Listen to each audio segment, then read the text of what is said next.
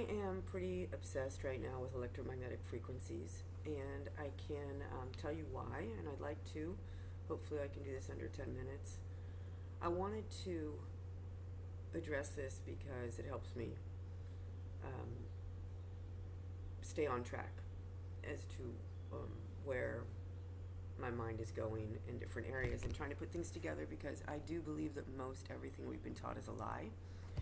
And I know that in the beginning, when you go on your path, you may think, wow, that's really exaggerating, but I always go back to the fact that there are people right now who are influencing mothers at hospitals to put something in the body of their newly born babies when your body is in a highly unique state as a woman, and you're seeking other women who have experience to guide you in these first moments of life, or to at least support you, and then to have someone tell you to do something or explain to you why it's important to do something for the rest of the life of your baby. If you haven't researched, and if you don't have a supporting spouse in that moment, or someone, or mother, or something, you may just do that. And I did that. And I am extremely blessed because our children seem to be fine, or with typical behavior markers for their age, which may or may not be chemically or otherwise induced, or electrically. So, what's my path? Why is this important to me? Well, I think my story is pretty interesting, and I think it would be pretty cool if my brothers got onto it too, because they are also the result of my father, who was a medical doctor, obstetrician gynecologist, board certified, and a really interesting individual. He died in August 2021. His hand was in my hand. He was at home, which I'm really happy about. And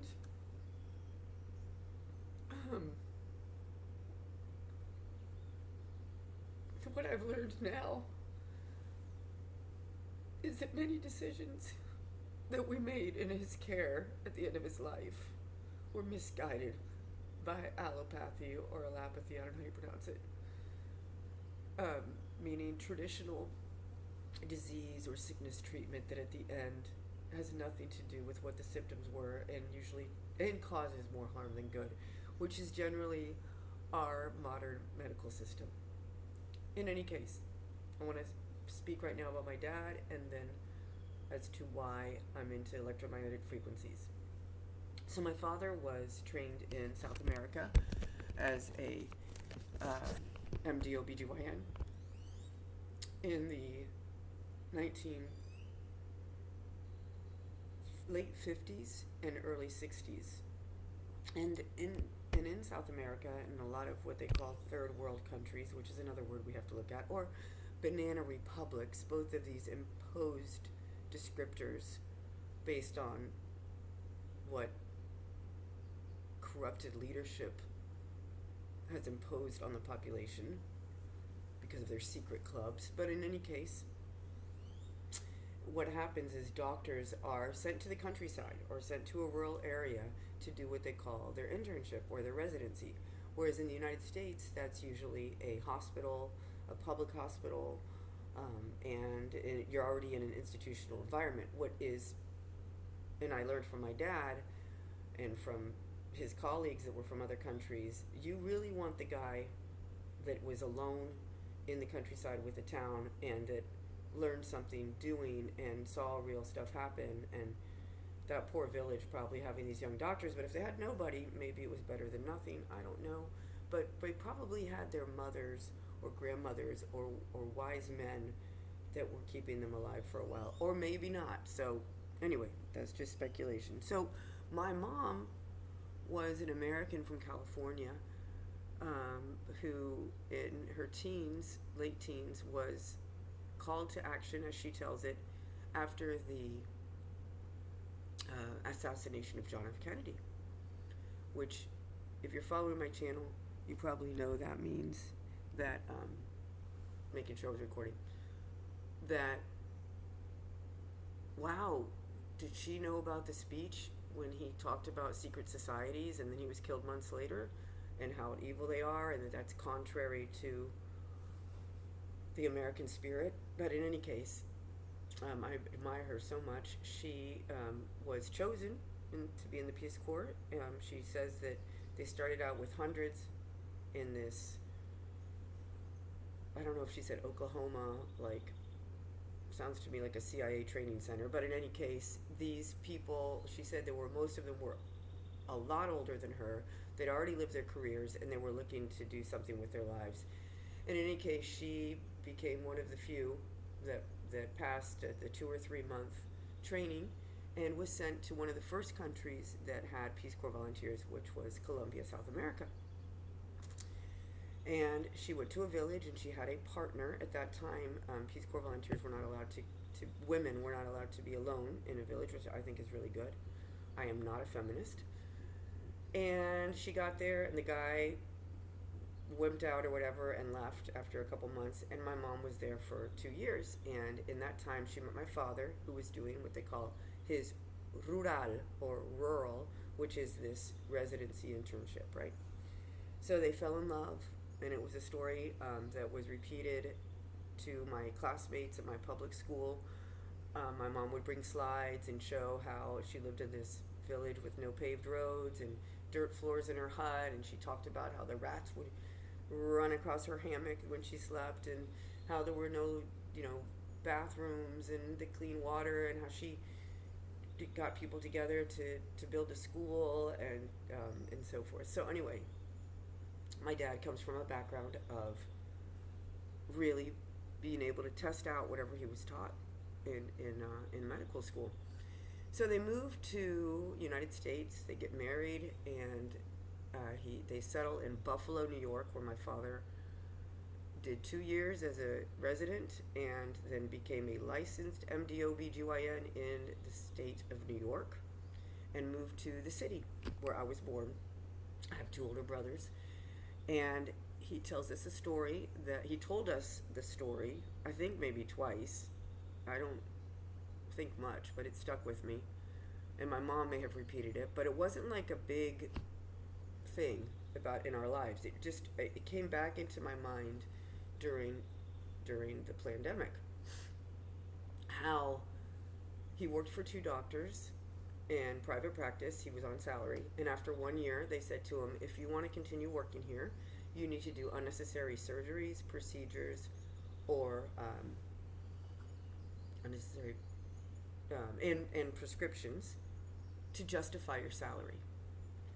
And the story goes that my dad said, fuck you, and he moved us to a small town in Central Florida where he, with other doctors, I think 10 or 11, I'm not sure, founded a clinic that is still around today, and was able to have his own practice with another guy. I think he had several partners over the years, but he had his own practice, and he could practice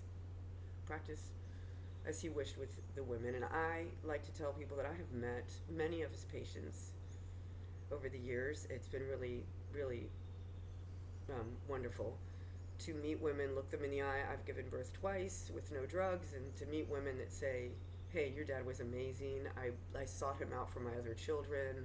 One woman told me that my dad had left the country and with his new wife, and she looked for him when he came back and found him for her fifth baby, because her 4th baby experience with another doctor was terrible. And these are really nice women, and they don't have to tell me anything, right? They can go, oh yeah, I knew your dad. But anyway, I think that is a huge testament to his legacy.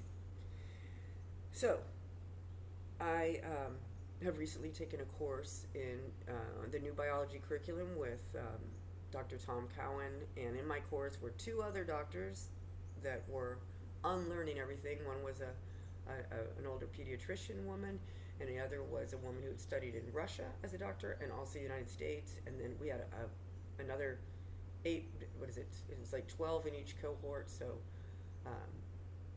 the other 9 people were really interesting and different, and naturopaths, and then one was a teacher, and then one was a very fascinating older gentleman that just knew a lot about health. So really cool.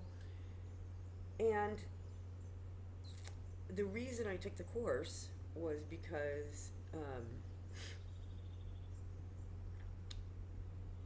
I had been recalling how my dad, along with that story of moving us to Central Florida, he also was against ultrasounds or sonograms, which is the placement of an apparatus on the belly of a pregnant woman to get an image, and those are sound waves that are imposed on the fetus, on the baby.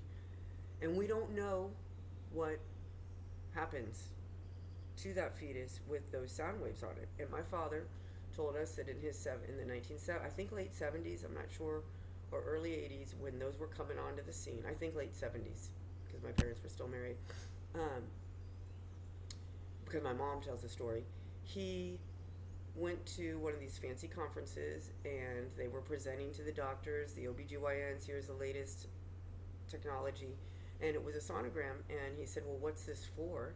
And the salesman said, hey doc, in 3,000 images it's paid off. And my dad was very offended by that and said, well, we don't know the long-term studies. Has there been anything, what happens after 7 years? What happens to these babies? No, they had no studies. And as I researched while I was pregnant, and I did have several, this battery's gonna die. I found there, and I talked to my doctor about it, there was no reason to do these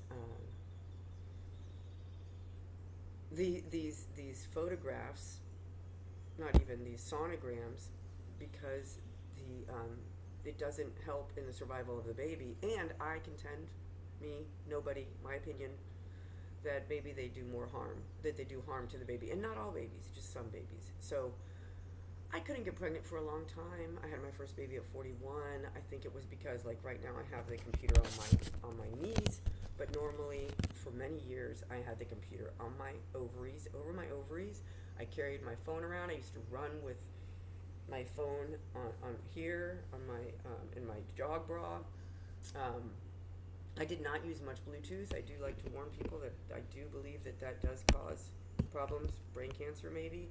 I worked in cellular phones from 93 to 95 as an executive account representative for Cellular One AT&T Wireless, the first company, and they had us carry around an article that refuted any customer asking if brain cancer was caused by cell phones when they were coming out. And when I sold cell phones, a lot of people did not want them, and at that time, and they thought it was stupid, and why would I pay for air?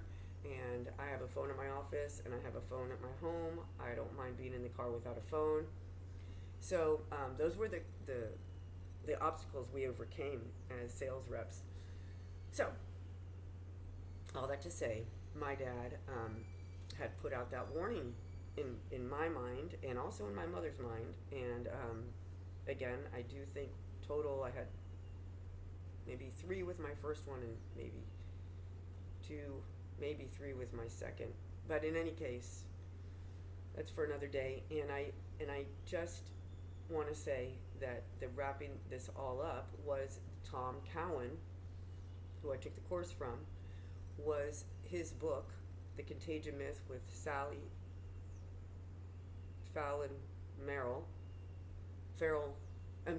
Sally, I always screw up the last names. She's the director of the Weston Price Foundation. They wrote a book in 2020 called The Contagion Myth. And early in the book, he states that Zika, which was a supposed mosquito viral sickness that created microcephaly, that means a tiny head on babies in Brazil, that was not transmitted by a mosquito. Now, I was pregnant with my daughter at the peak of Zika. That was 2016, late 2015, early 2016. And I was in South America, and I was traveling in areas for the U.S. Embassy that had the characteristics like Brazil, where there were mosquitoes. And they said if you had a bite that lasted 7 days or more on your body from a mosquito, you might possibly have Zika. So the first thing I did was I looked up online percentage of women confirmed with Zika whose babies came out with microcephaly. And what did I find out? Only 4%. So first you have to be confirmed that you have it. And then out of those, 96% do have wonderful births and nothing happens. So that really made me feel better. And then I decided, okay, that's good, I'm going to enjoy my pregnancy. Well, when I read this book, and it said that it was actually caused by high frequency, that means high frequency sound radiation, and frequent, that means more than normal. Okay, so let's say they did it every day on humble Brazilian mothers, sonograms imposed on their bellies, that was the reason why they came out with that microcephaly. That's when I started really deciding I got to get into this. People don't want to talk about it. And also in this book, The Contagion Myth, or The Truth About Contagion, they had to change the name.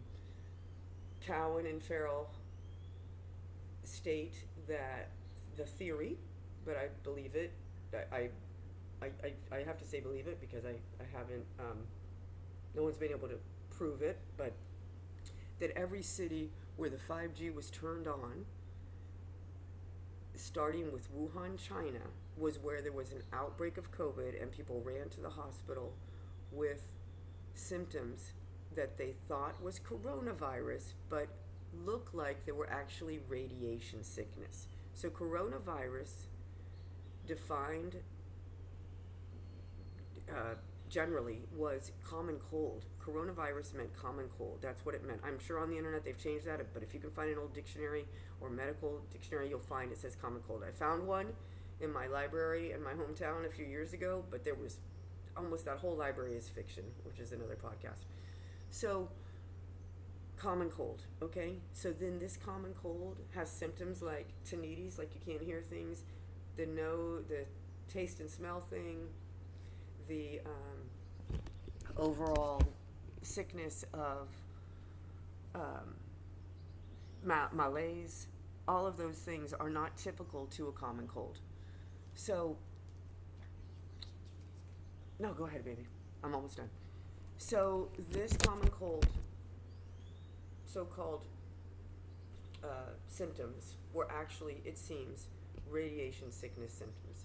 And that's, I think, extremely important right now to understand that EMFs might be what actually COVID was, because every city after Wuhan, China, in the United States, capital cities, and every capital city in Europe, where people ran to the hospital with symptoms of COVID, was precisely when the 5G towers were turned on, within 48 to 24 hours. Wuhan, China, interesting factoid, in 2019 had more 5G towers installed in a city of 12 million than the entire United States of 330 million. So, is it possible that COVID was activated by the 5G towers? It seems like it could be a possibility.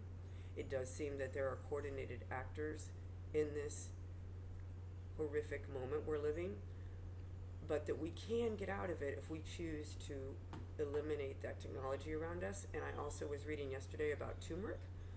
Turmeric, take a look at it. It's supposedly a natural heavy metal eliminating herb that I was using for a long time. I had thought it was like cancer preventing, but maybe it's really all about this neutralizing electromagnetic effects. And so I'm going to finish with this. So as I talked to 10 people a day. I would tell people about this. I thought, wait a minute, I keep saying electromagnetic. Do I even know what that means, right? And what is this magnetic? And do we have magnets in us? Like, why is it electromagnetic? Why don't we just say electrical? So that's the path I'm on right now, is learning as much as I can about the human body, and if truly indeed we are born with metals in us that conduct electromagnetically, or if magnetic metals were imposed on us, which I personally think is what has happened, and that maybe I pass those on to my children, but maybe we can't eliminate them by salt and other activities in our life that are removed from electromagnetic waves or like this computer or phones that are maybe affecting our bodies. All right, that's what I want to talk about this morning. Please leave your comments. Again, this is a journey. I'm not selling anything. I just love children, and I think that the key is knowledge that we can share, and it's important not to lie. To consume pure salt that's unadulterated. Okay, I'm not going to cry. To ground 10 minutes a day, at least, walking barefoot with no shoes and on the earth to get that electrical charge, or to get that pull, either way, how you see it. And also to sun gaze. My eyes have improved, and I think yours will too, and also you lose weight. Also, something if you're able to do is swimming in the ocean, or using salt water to bathe with, because evidently it also eliminates wrinkles. Thanks. And we're at the beach. And we're at the beach.